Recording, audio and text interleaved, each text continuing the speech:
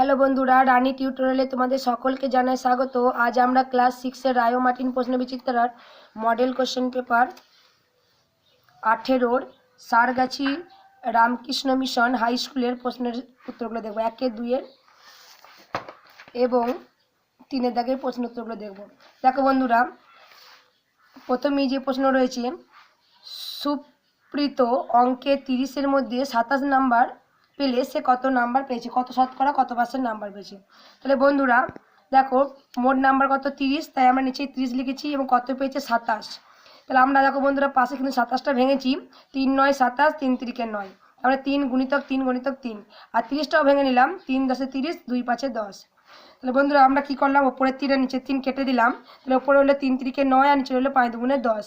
যেহেতু শতকরাই করতে বলেছে তাই 9/10কে আমরা 100 দিয়ে গুণ করলাম। তাহলে 10 10 100, তাহলে 9 10 90%। 2 নাম্বার রয়েছে 40 সংখ্যাটিকে রোমান সংখ্যায় লিখলে কত হয়। তাহলে বন্ধুরা 40কে যদি আমরা রোমান লিখি, আমরা জানি এল মানে হচ্ছে 50 আর এক্স মানে 10। তাহলে আমরা কী করবো, 50 থেকে 10 বাদ দিয়ে দেবো, অর্থাৎ এল থেকে আমরা এক্স বাদ দিয়ে দেবো, তাহলে 40 হয়ে যাবে। তাহলে আমরা এল লিখলাম, আর যেহেতু এক্স বাদ দিলাম তাই এক্সটা পরে লিখলাম। যদি আমরা এক্স যোগ করতাম তাহলে কিন্তু এক্সটা পরে লিখতাম। তাহলে আমরা কিন্তু এল থেকে আমরা এক্স বাদ দিলাম, তাহলে 50 থেকে 10 বাদ দিলাম, তাহলে 40। তাহলে 40কে রোমান সংখ্যা লিখলে হবে বন্ধুরা এক্সএল। এর বলে 625-এর বর্গমূলের বর্গমূল। তাহলে বন্ধুরা 625-এর বর্গমূলের বর্গমূল করার জন্য প্রথমে আমরা 625-এর বর্গমূল বার করে নেবো। 625 রুট ওভার 625, 25 25 625, 25 বাইরে বেরিয়ে গেল, রুটের বাইরে। তার আবার বর্গমূল, তাহলে 25-এর বর্গমূল রুট ওভার 25, রুটকে ভাগলে 25কে ভাগলে 5 5 25, তাহলে একটা 5 বাইরে বেরিয়ে গেল, অর্থাৎ উত্তর হবে অপশন নাম্বার সি 5। একটি নিরেট চোঙের সমতল কাটা। তাহলে এই যে চোঙটা কিছু, তার উপরে দেখো দুটো সমতল রয়েছে। এই যে আমি লালটা আর এই যে লাল রঙের যে বুলিয়ে দিয়েছি বা এঁকে দিয়েছি, সেটা কিন্তু সমতল, অর্থাৎ দুটো সমতল। আর মাঝের যে গাটা রয়েছে চোঙের, সেটা কিন্তু বক্রতল। তাহলে একটা চোঙের সমতল হচ্ছে দুটো। বৃত্তের কেন্দ্রগামী জ্যায়ের দৈর্ঘ্য 15 হলে তার ব্যাসার্ধ কত। তাহলে বৃত্তের কেন্দ্রগামী জ্যা হচ্ছে বৃত্তের কি ব্যাস, এই যে মাঝখানে যে কেন্দ্র দিকে আছে ওটা কিন্তু বৃত্তের ব্যাস। তার মানে বৃত্তের কেন্দ্রগামী জ্যা হলো বৃত্তের ব্যাস, বৃত্তের ব্যাস 15 সেমি, অর্থাৎ তার ব্যাসার্ধ কত হবে 15/2।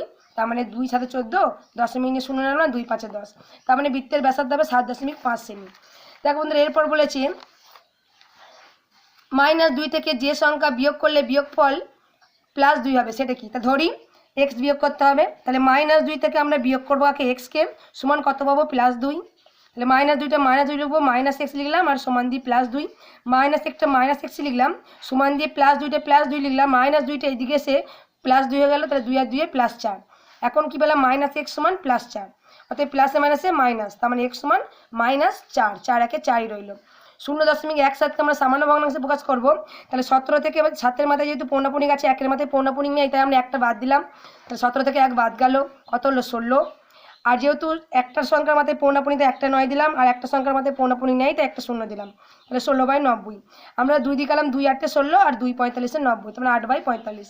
রম্বসের প্রতিসাম্য অক্ষের সংখ্যা কয়টি। রম্বসের প্রতিসাম্য কটি, একটি দুটি। রম্বসের প্রতিসাম্য অক্ষের সংখ্যা দুটি। কিন্তু এবার বলেছে একটি নির্দিষ্ট বিন্দু দিয়ে কতগুলো সরলরেখা আঁকা যায়। তাহলে একটি নির্দিষ্ট বিন্দু দিয়ে কিন্তু আমরা অসংখ্য সরলরেখা আঁকতে পারি। m × n সমান n × m হলে একে গুণের কোন নিয়ম বলা হয়। তাহলে m × n সমান n × m, তার মানে এটা ঘুরে গেছে, m এর জায়গায় n এসেছে আর n এর জায়গায় m এসেছে, তার মানে এরা একে অপরের জায়গাটাকে বিনিময় করেছে, এটা হচ্ছে গুণের বিনিময় নিয়ম। 2 টাকা আর 2 পয়সা মূল্যের অনুপাত, 2 টাকা মানে 200 পয়সা আর বাকি রয়েছে 2 পয়সা।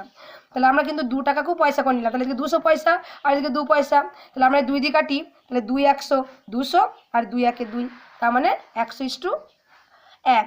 2 এবং 5-এর বর্গের সমষ্টি, তাহলে 2-এর বর্গ বন্ধুরা 2 স্কোয়ার, তার মানে 2 2 4, আর 5-এর বর্গ 5 স্কোয়ার, 5 5 25, তাহলে সমষ্টি মানে যোগ করলাম 25 আর 4, এখানে হবে 29। সরলতম মান নির্ণয় করতে বলেছে, রুট দিয়েছে, তাহলে আমরা সবার প্রথমে কি করব, শেষের যে রুটটা রয়েছে অর্থাৎ রুট ওভার যেটা 81, সেই 81টাকে আমরা লিখবো এবং 81কে আমরা ভেঙে নেবো। 81কে আমরা ভাঙলে বন্ধুরা কী পাবো, 9 9 81, বাকি কিন্তু আমরা সব লিখে দেবো। এর পরের মধ্যে বাকি রুট যা আছে সব লিখবো এবং দুটো 9-এর জন্য কিন্তু আমরা একটা 9 বাইরে বার করে দেবো, আর কিন্তু এই রুটটাকে আর দেবো না। তাহলে এই 16-এর কিন্তু রুটটাকে দিয়েছে, তাহলে 16 + 9 হলো এই রুটের একটা রুটের ভেতরে। এবার আমরা বাকি সব লিখবো এবং 16 + 9 যোগ করে কত 25, তাহলে রুট ওভার 25। 25কে ভেঙে নেবো আবার, 5 5 25, তাহলে দুটো 5 একটা 5 বেরিয়ে গেল। এবার রুট ওভারের মধ্যে 4 আর 5 থাকবে, 4 আর 5 যোগ করে আবার রুট ওভার 9 হলো। 9কে যদি আমরা আবার ভাঙলে 3 3 9, তার মানে আবার কিন্তু 1+ এই রুটটা কিন্তু উঠে গেল আর 3টা, তাহলে 3 আর 1 4, 4কে ভাঙলে 2 2 4, তার মানে অপশন হবে 2। 2014 সালে 1 ফেব্রুয়ারি শনিবার হলে 2014 সালে 1 মার্চ কী বার? তাহলে দেখো ফেব্রুয়ারি মাসে তো 2014, তাহলে 2014 তো লিপ ইয়ার হয় না, তাহলে লিপ ইয়ার যদি না হয় তাহলে ফেব্রুয়ারি মাসে কত দিন হয়? ফেব্রুয়ারি মাসে কিন্তু আমরা 28 দিন ধরি।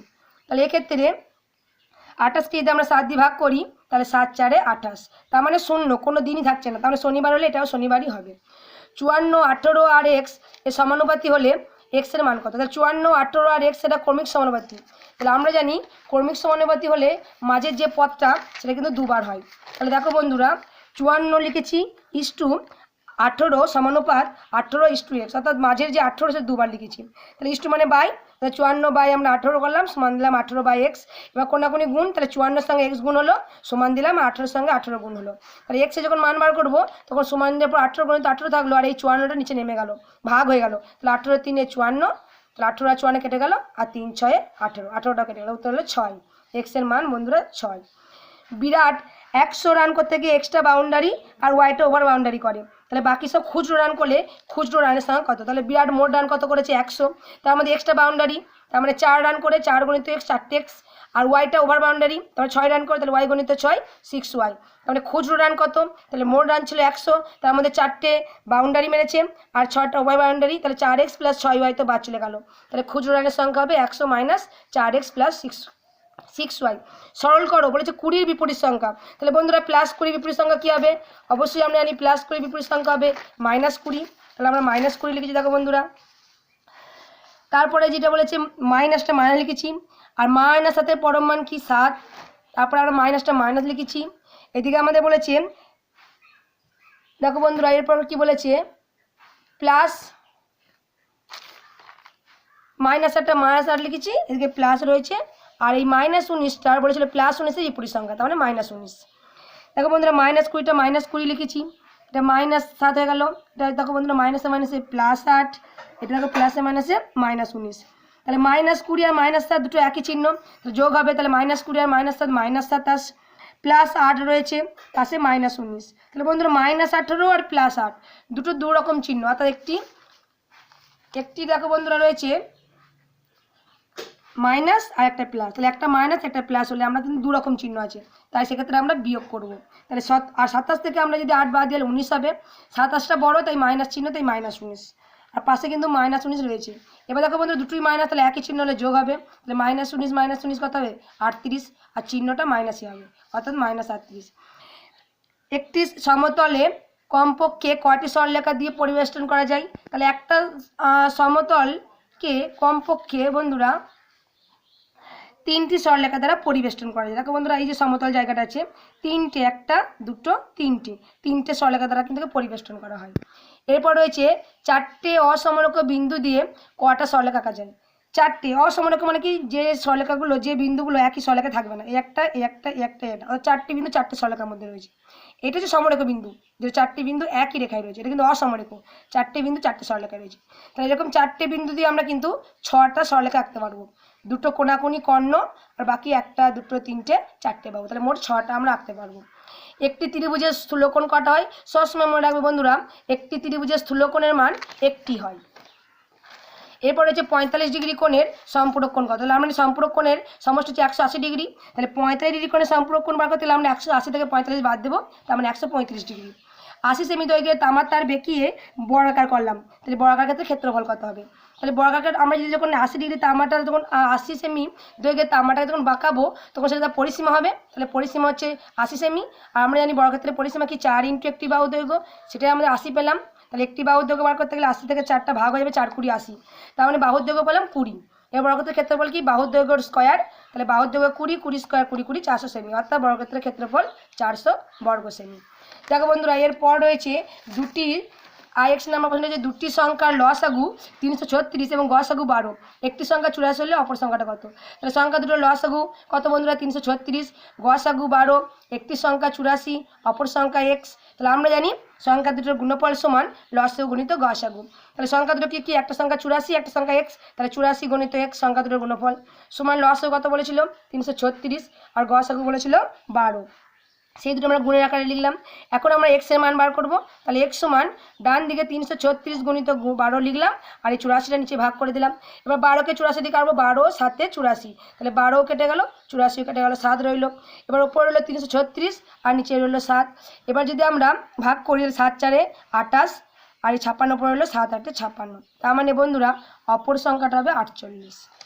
নমস্কার বন্ধুরা, এর পরবর্তী ভিডিও আমার সামনে নিয়ে তোমাদের সামনে আসবো।